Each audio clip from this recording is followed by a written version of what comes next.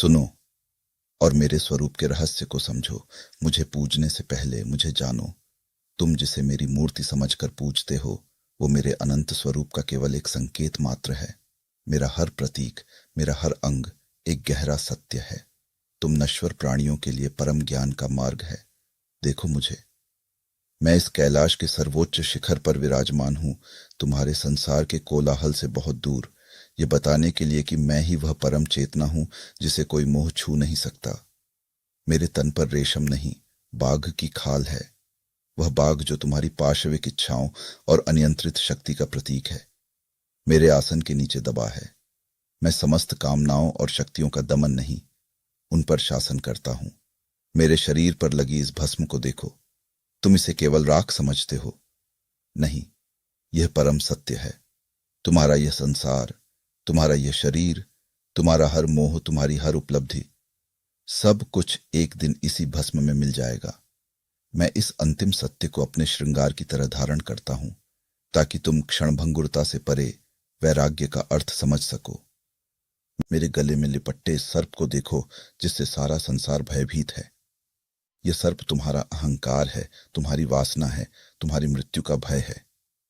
देखो, वह मेरे अधीन होकर कैसे शांत पड़ा है। मैं अहंकार को मारता नहीं, मैं उसे साधता हूं। मैं भय का स्वामी हूं, और मेरे मस्तक पर यह तीसरा नेत्र, इसे मेरे क्रोध का प्रतीक समझने की भूल मत करना। यह ज्ञान चक्षु है। यह तब खुलता है जब सत्य को असत्य से, प्रकाश को अंधकार से अलग करना होता है। इसकी अग्नि तुम्हारे भ्रम को, तुम्हारी माया को, तुम्हारे द्वैत को भस्म करती है, ताकि तुम केवल एक अद्वैत सत्य को देख सको। मेरी जटाओं में देखो, जहां चंद्रमा की एक कला शोभायमान है। तुम्हारा चंचल मन, जो तुम्हें हर पल भटकाता है, वह मेरे लिए मात्र एक आभूषण है। मैंने मन को अपने मस्तिष्क पर धारण किया है, यह दिखाने के लिए कि मैं उसका स्वामी हूं, दास नहीं। और इन्हीं जटाओं में मैंने उस गंगा के अहंकार को धारण किया था, जिसका वेग पूरी पृथ्वी को नष्ट कर सकता था। मैं ज्ञान और कृपा के उस प्रचंड प्रवाह को साध कर उसे तुम्हारे कल्याण के लिए सौम्य धारा में बदल देता हूं। मेरे हाथ में यह त्रिशूल देखो, इसे केवल एक शस्त्र मत समझना।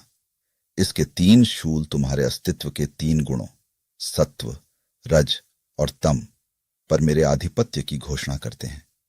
मैं इन तीनों से परे हूं और मैं ही इनका नियंता हूं। और यह डमरू, इसकी ध्वनि कोई साधारण संगीत नहीं, यह ब्रह्मांड का नाद है। इसके एक छोर से सृजन होता है और दूसरे से प्रलय, और इन दोनों के बीच जो परम मौन है, जो शून्य है, वही मैं हूं। इसलिए जब तुम मेरा नाम लो, तो केवल एक मूर्ति को मत देखो,